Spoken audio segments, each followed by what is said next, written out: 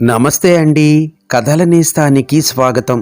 ఈరోజు మనం జయలక్ష్మి అబ్బూరు గారు రచించిన మమతల చట్రాలు అనే ఒక మంచి కుటుంబ కథను విందామండి. ఈ కథ 2022 ఫిబ్రవరి 13న ఈనాడు మ్యాగజైన్లో ప్రచురించబడింది. ఇక కథలోనికి వెళ్ళిపోదామండి. అబ్బా, ఎంత అందంగా ఉంది! అనుకోకుండా ఉండలేకపోయాను. ఏప్రిల్ నెల, వసంతకాలం. పేరు కూడా తెలియని ఎన్నో చెట్లు, ఒక్క ఆకు కూడా లేకుండా కొమ్మలు మొత్తం పూలతో నిండిపోయి వాటి పరిమళం గాలిని సువాసన భరితం చేస్తుంటే వాటి రంగురంగుల పువ్వుల గుత్తులు నయనానందం కలిగిస్తున్నాయి. అందుకే అమెరికా ఏప్రిల్ నెలలో నాకు చాలా ఇష్టం. అందున నా 18 నెలల మనవడు ఆర్య కొత్త కొత్తవి చూస్తున్న ఆనందంలో కేరింతలు కొడుతూ ఉంటే వాడికి కబుర్లు చెప్తూ వాకింగ్కి తీసుకువెళ్ళడం ఇంకా బాగుంది. గ్రానీ ఆర్యని ఏదో ఆకర్షించినట్లుంది. వాడి అరుపులాంటి పిలుపులో హర్షాతిరేకం. కంటిచూపు చెట్ల మీద నుండి స్ట్రోలర్లో ఉన్న వాడి మీదికి, తర్వాత వాడు చూపిస్తున్న వైపుకి మరలింది. ఓ అమెరికా యువజంట వాకింగ్కి వచ్చినట్టున్నారు. ఆమె స్ట్రోలర్ తోస్తుంటే అతను కుక్కను నడిపిస్తున్నాడు. ఆర్యకు ఆ కుక్కను చూస్తుంటే ఉత్సాహం వచ్చినట్టుంది. వాళ్ళు దగ్గరకు రాగానే ఆగి వాళ్లను పలకరించి ఆర్యను కుక్క దగ్గరగా తీసుకెళ్లాను. దానికి దగ్గరగా వెళ్ళిన ఆనందం వాడి కళ్ళను మెరిపిస్తుంటే ఆ కాంతి నా మనసును నింపింది. అసలు కంటే వడ్డీ ముద్దు అనే మాట నిజమేనేమో నాకు తెలియదు, కానీ నా మనవడు పుట్టినప్పటి నుంచి వాడి పెంపకంలో భాగమైన నాకు వాడంటే వల్లమాలిన అభిమానం. వాడితో గడిపే ప్రతి క్షణాన్ని ఆనందిస్తున్నాను. కానీ ఆ ఆనందంలో వెలితి, నా భర్త నా పక్కన లేని వెలితి. ఆ వెలితి పున్నమి చంద్రుణ్ణి మింగేసే గ్రహణంలాగా నా ఆనందాన్ని హరిస్తూనే ఉంది. నాకు రత్నాల్లాంటి 2 పిల్లలు, నివేదిత, నిరుపం. చక్కగా చదువుకున్నారు. అమెరికాలో ఉద్యోగాలు తెచ్చుకుని సెటిల్ అయ్యారు. వాళ్ళకి నచ్చిన, మేము మెచ్చిన సంబంధాలు తెచ్చి పెళ్ళిళ్ళు చేశాం. అల్లుడు అరుణ్, కోడలు శ్రావణి మంచి పిల్లలు. మేమంటే అభిమానం, గౌరవం. వాళ్ళిద్దరికీ కూడా మంచి ఉద్యోగాలు. ఇంతలో నా భర్త రిటైర్ అవ్వడంతో పిల్లల దగ్గరికి వస్తూ పోతూ జీవితం ఆనందంగా గడుపుతున్న సమయంలో నా కూతురు నెల తప్పిందన్న వార్త ఆ ఆనందాన్ని మరింత పెంచింది. తనకి 5వ నెలలో అమెరికా వచ్చిన మేము గ్రీన్ కార్డు కూడా రావటంతో ఇప్పటికీ దాదాపు 4 సంవత్సరాలుగా ఇక్కడే ఉండిపోయాం. మొదటి 2 సంవత్సరాలు మనవరాలు స్నిగ్ధ ముద్దు ముచ్చట్లతో 2 నిమిషాల్లాగా గడిచిపోయాయి. మేము నివేదిత దగ్గర ఉన్న నిరుపం వాళ్ళు 1 గంట ప్రయాణం దూరంలోనే ఉండటంతో ప్రతి వీకెండ్ కలిసేవాళ్ళం. పిల్లలకి సహాయపడుతున్న తృప్తి, వాళ్లతో సమయం గడుపుతున్నామన్న ఆనందం, కొత్త తరం ఇచ్చిన కొంగొత్త అనుభూతి అన్నీ కలిసి నాకు, నా భర్తకు జీవిత సాఫల్యమైన భావాన్నిచ్చాయి. అయితే కాలం మన కోసం ఆగిపోదు కదా. కోడలు శ్రావణి నెల తప్పడం, వాళ్ళ తల్లిదండ్రులకు వీసా రిజెక్ట్ అవటంతో తనకి మా అవసరం పడింది. ఇటు చూస్తే స్నిగ్ధకు ఇంకా 18 నెలలు కూడా నిండలేదు. అప్పుడే డే కేర్కి పంపించడానికి మనస్కరించలేదు. మనవరాలి మీద ప్రేమతో, పిల్లలిద్దరికీ సాయం చేయాలన్న తపనతో వాళ్ళు అడగకుండానే నా భర్త నా కూతురి దగ్గరే ఉండి మనవరాలిని చూసుకునేటట్టు, నేను కోడలి దగ్గరికి వెళ్ళేటట్టు నిర్ణయించుకున్నాను. ఆ రోజు మంచి నిర్ణయంగా అనిపించినా దాదాపు 2 సంవత్సరాల తర్వాత ఈరోజు ఆ నిర్ణయమే నాకు మనశ్శాంతి లేకుండా చేస్తుంది. అపార్థం చేసుకోకండి. నాకు నివేదిక ఎంతో, శ్రావణి కూడా అంతే. స్నిగ్ధ, ఆర్య ఇద్దరూ ప్రాణమే. కానీ 30 సంవత్సరాల అనుబంధం ప్రతి క్షణం నా భర్త దగ్గర లేని లోటుని గుర్తు చేస్తుంది. వీకెండ్స్ కలుస్తూనే ఉన్నాం, వీడియో కాల్స్ ఉండనే ఉన్నాయి. కానీ మనసు బరువును తగ్గించే యంత్రాలు మాత్రం లేవు. ఉదయం కాఫీ కలుపుతుంటే, పేపరు చదువుతూ కాఫీ తాగుతూ నాకు విశేషాలు చెప్పే ఆయన గుర్తొచ్చి కాఫీ రుచి కూడా మారిపోతుంది. సాయంత్రం టీ తాగుతుంటే ఆ సమయంలో ఇంటికి మళ్ళిన పక్షులను చూస్తూ గార్డెన్లో మధ్య కూర్చుని మేము చెప్పుకునే కబుర్లు గుర్తొచ్చి టీని సగంలోనే వదిలిస్తున్నాను. పడుకుంటే నన్ను అల్లుకున్న ఆర్య చేతులు కొంత స్వాంతనని ఇస్తున్నా ఆయన స్పర్శలోని భరోసా కోసం ప్రాణం తహతహలాడిపోతోంది. ఒక్కొక్కసారి ఇండియాకి వెళ్ళిపోదామా అని బలంగా అనిపిస్తుంది. మా పిల్లలు నిజంగా చాలా మంచివాళ్ళు. మాకు ఏ రకంగానూ లోటు చేయడం లేదు. మేము ఇండియా వెళ్ళిపోతామంటే కూడా బాధపడినా కాదనరు. కానీ వెళ్ళాలంటే మా పిల్లలు, వాళ్ళ పిల్లలు, వాళ్ళ చుట్టూ మేము అల్లుకున్న అనుబంధాలు ఆపేస్తున్నాయి. ఓ గంట కనిపించకపోతేనే వెతికేసుకునే మనవడు అమ్మా అంటూ ఆఫీసు నుంచి రాగానే కబుర్లు చెప్పే కొడుకు, ప్రతిదానికి అత్తయ్య అంటూ నన్ను సంప్రదించి నిర్ణయాలు తీసుకునే కోడలు, వీళ్లను వదిలేసి వెళ్ళడం ఎలా? నిండా 18 నెలలు కూడా లేని ఆర్యని ముక్కు మొహం తెలియని వాళ్ల దగ్గర వదిలేసే పరిస్థితి కల్పించడం ఎంత దారుణం. మా చుట్టూ మేమే చాలా బలమైన మమతల చట్రాలను బిగించుకున్నాం. త్రిశంకు స్వర్గంలో ఉన్నట్టు అనిపించినా ఏమీ చేయలేని అయోమయం. ఇంతలో ఆర్య దృష్టి కుక్క మీద నుండి మరలడంతో వాళ్ళకి బై చెప్పి ముందుకు సాగాం. దారిలో ఓ చైనీస్ దంపతులు తోటపని చేసుకుంటూ కనిపించారు. చాలా అందంగా ఉంది వాళ్ళ గార్డెన్. తులిప్స్ విరగబూస్తున్నాయి. మిరపనారు, టొమాటో నారు నాటుతున్నారల్లే ఉంది. ఆవిడ ఒక్కొక్క మొక్క అందిస్తూ ఉంటే అతను వాటిని నాటుతున్నాడు. మనసు పిచ్చిది కదా. అంత అందమైన తోట కూడా దానిని ఆకర్షించలేకపోయింది. గాలం వేసినట్లు పని చేసుకుంటూ కబుర్లు చెప్పుకుంటున్న ఆ దంపతుల మీదకే వెళుతున్నాయి కళ్ళు. అదృష్టవంతులు అనుకోకుండా ఉండలేకపోయాను. ఇక్కడ నుంచి కొంచెం దూరంలోనే పాండ్. ఆ చుట్టుపక్కల వర్షం నీరంతా అక్కడికి వచ్చేట్టు ఏర్పాటు చేయటంతో పాటు చుట్టూ మొక్కలు వేసి నడవడానికి దారి ఏర్పాటు చేయటంతో ఆహ్లాదానికి ఆహ్లాదంతో పాటు పర్యావరణానికి కూడా మేలు జరుగుతూ ఉంది. వీలైనప్పుడల్లా సాయంత్రం పాండ్ దగ్గరికి ఆర్యను తీసుకుని వాకింగ్ రావటం అలవాటైపోయింది నాకు. వచ్చినప్పుడల్లా ఇక్కడుండే బాతుల కోసం ఏదో ఒక మేత పట్టుకొస్తుంటాను. ఆర్యకి ఆ బాతులను చూడడం చాలా సరదా. వాటితో పోటీపడి కేరింతలు కొడుతూ ఉంటాడు. నాకేమో వాటిని చూస్తుంటే కొంచెం ఈర్ష్యగా కూడా అనిపిస్తూ ఉంటుంది. అన్ని బాతులు ఒక్కచోటే ఉంటాయి కదా, వాటిని దూరం చేయడానికి ఇల్లు ఉద్యోగాలు లేవు కదా. మేమందరం ఒకే చోట ఉండలేని పరిస్థితికి కారణం ఇల్లు ఉద్యోగాలే.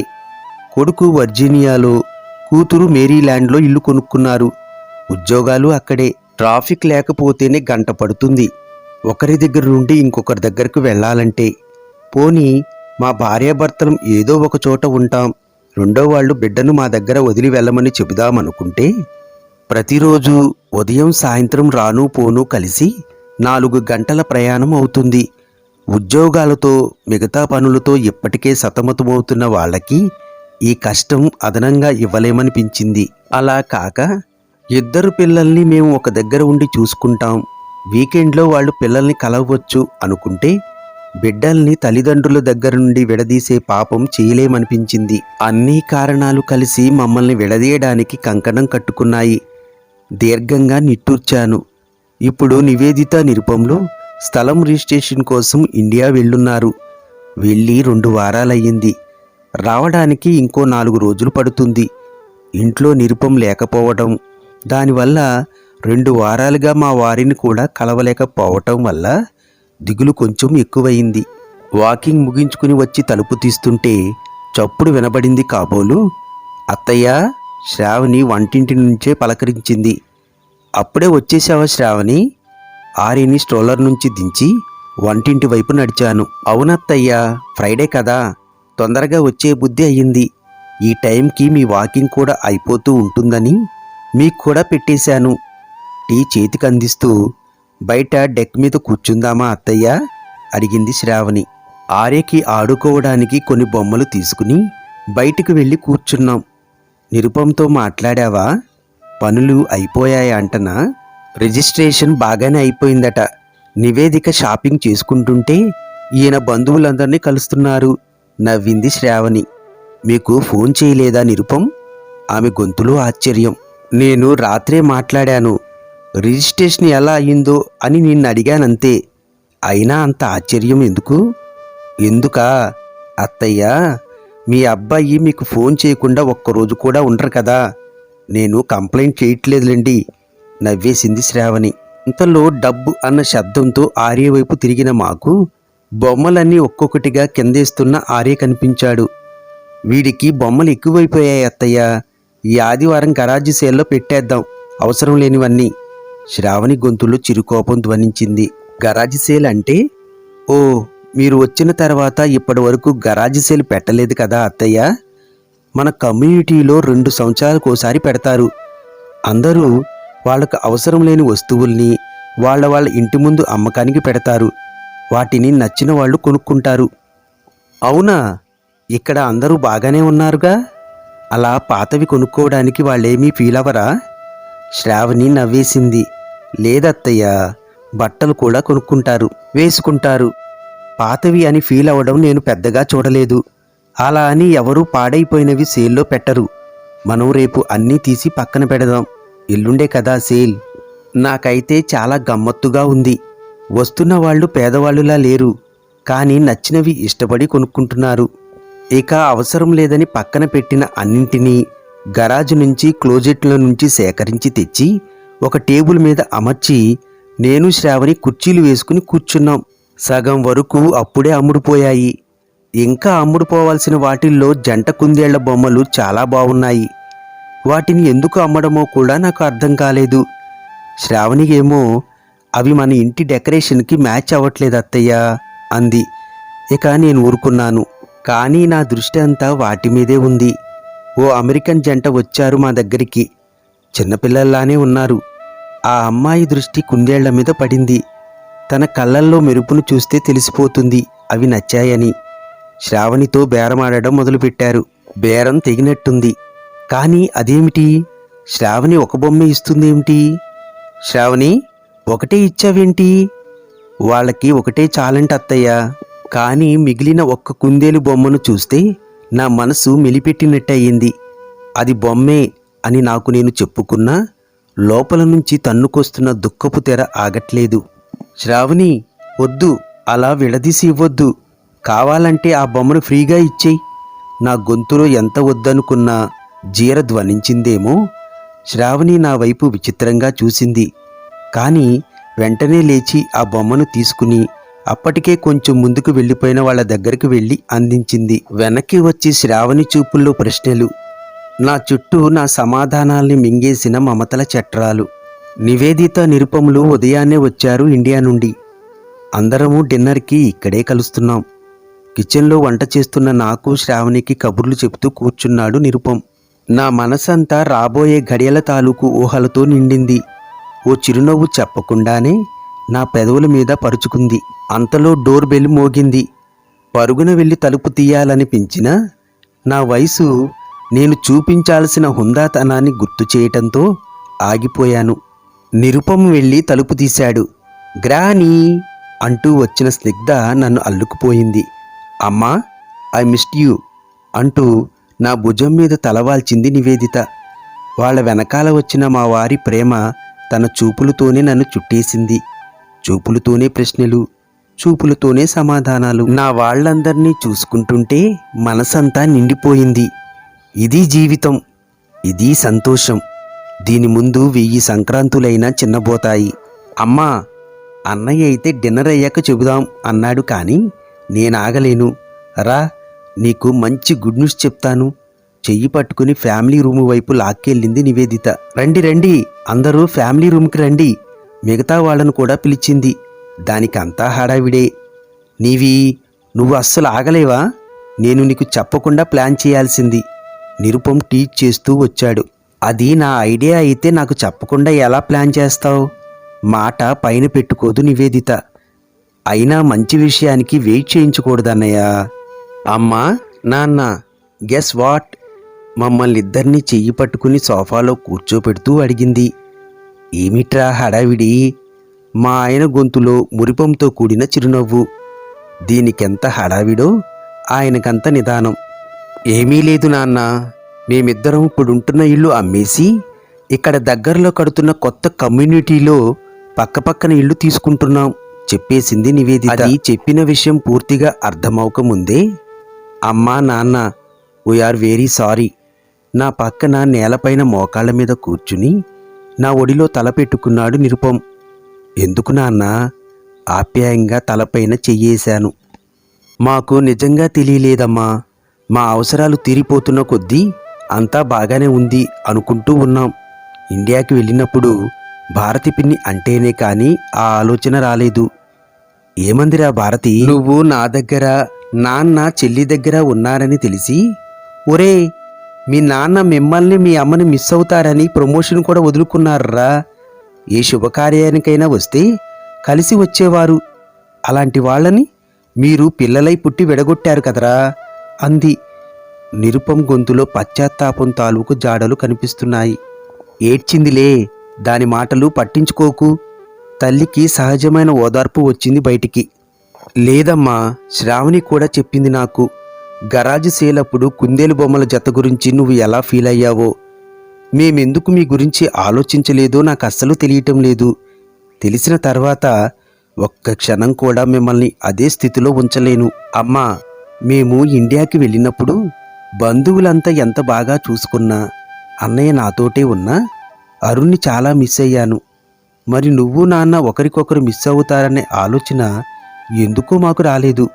ఇండియాలో అడగకుండానే ఉచిత సలహాలు ఇస్తూ ఉంటారని చిరాకు పడేదాన్ని. కానీ మనకు సలహా కావాలని తెలిసినప్పుడు అలా అడగకుండానే ఇచ్చే సలహాలే ఉపయోగపడతాయేమో. నివేదిక గొంతులో ఆర్ద్రత.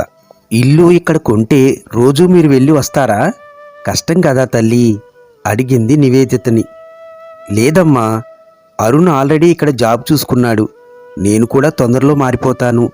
నీకు తెలుసా, అరుణ్కి ఆలోచన చెప్పగానే వెంటనే ఆచరణలో పెట్టేశాడు.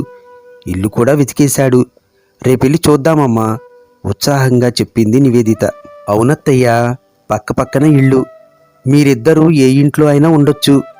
మీరెక్కడుంటే పిల్లలిద్దరూ అక్కడే. మీకు సాయం కోసం ఒక అమ్మాయిని కూడా మాట్లాడాను. రోజు 3 గంటలు పనిచేస్తుంది మన దగ్గర.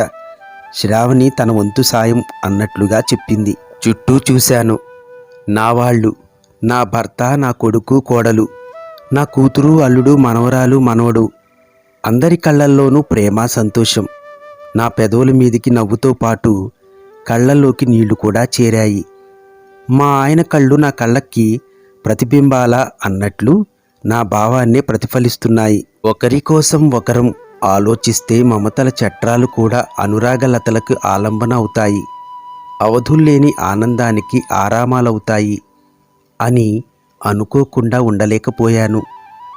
కథ సమాప్తం. ఈ కథ మీకు నచ్చితే తప్పకుండా సబ్స్క్రైబ్ చేయడం మాత్రం మర్చిపోకండి. ధన్యవాదములు.